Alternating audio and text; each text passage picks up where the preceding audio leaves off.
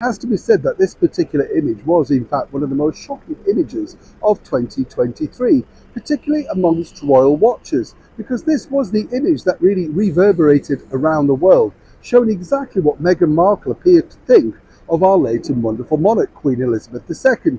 And when you think about it, for this particular Netflix docu-series, she was advised, as I said, and as ever we have to say allegedly, by the director Liz Garbus, that this may not play out too well. But Meghan, once again, very dogmatic, felt that this would show her fun, upbeat and comedic side. You know, she wasn't being disrespectful in her eyes, she was simply telling the truth. This is what happened. But of course, when we saw the picture alongside Prince Harry, you could see that anything but happened, and he knew what was coming, but clearly didn't have the backbone, the strength, or the guts indeed, to say to his wife, "This is absolutely deplorable," very mocking of someone who's been on our throne for 70 years. You see, part of the problem for Meghan was that she never really understood royal protocol, couldn't be bothered to learn it, and felt that it was all simply dressing up, fun things, you know, popping on a costume, waving at people, historical nonsense. You know, after all, she didn't believe in titles, as we've said.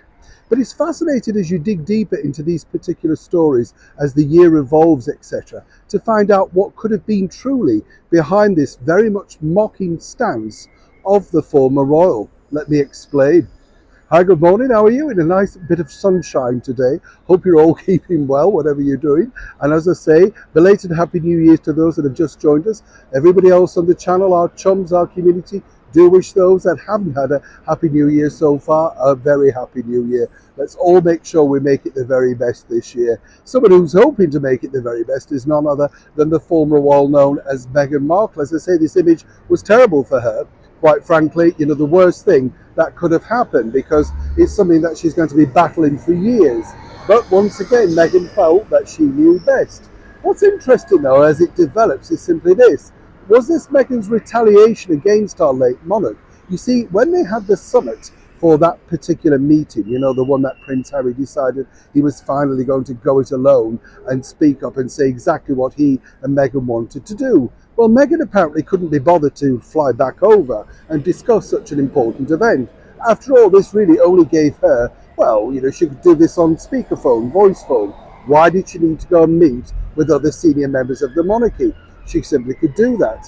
That was a turning point, according to a very good source, regarding Meghan and the Queen's relationship. So that according to that source, Meghan never truly forgave the fact that Her Majesty the Queen dispensed with Meghan's idea of offering bon mots and advice via speakerphone from Canada.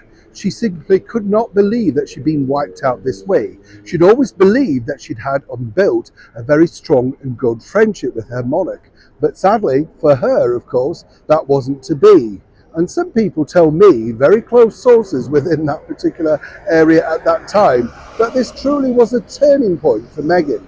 She simply felt that without her responses and her sort of drive and pushing forward, she could have changed the outcome of what was to become known as Megxit. Harry, left alone, of course, came away with, quite frankly, nothing that she desired. And that, apparently, allegedly, was the seed sown for the development and deterioration of the relationship between the monarch and the cable TV actress. Neil Sean in the very heart of London.